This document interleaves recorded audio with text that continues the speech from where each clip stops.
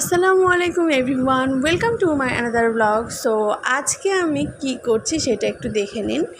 আজকে খুব মুকাদ্দেস বায়না করছিল যে ওকে এইটা খেতে ইচ্ছে করছে, তো এটা আপনাদেরকে দেখিয়ে দেবো যে এটা কি। প্রথমে ছোলে বুট নিয়ে নিচ্ছি রান্না করা, তারপর এখানে কি অ্যাড করছি আপনারা দেখতেই থাকুন। আর ফার্স্টে ক্যাপশন দেখে হয়তো বুঝেই গিয়েছেন যে এটা কী হতে পারে, তো তারপরেও দেখিয়ে দিচ্ছি।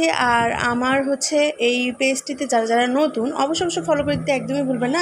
যারা লাইক করে দেননি, শেয়ার করে দেননি, কমেন্ট করে দেননি, অবশ্যই দ্রুত করে দিবেন আর আমার সাথে থাকবেন।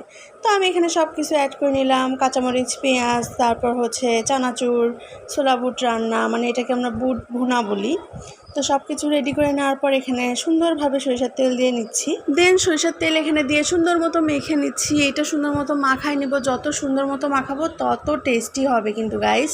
আপনারা দেখতেই থাকুন যে এটা কতটা টেস্টি হয়। অবশ্যই আমার খাওয়ার প্রথমেই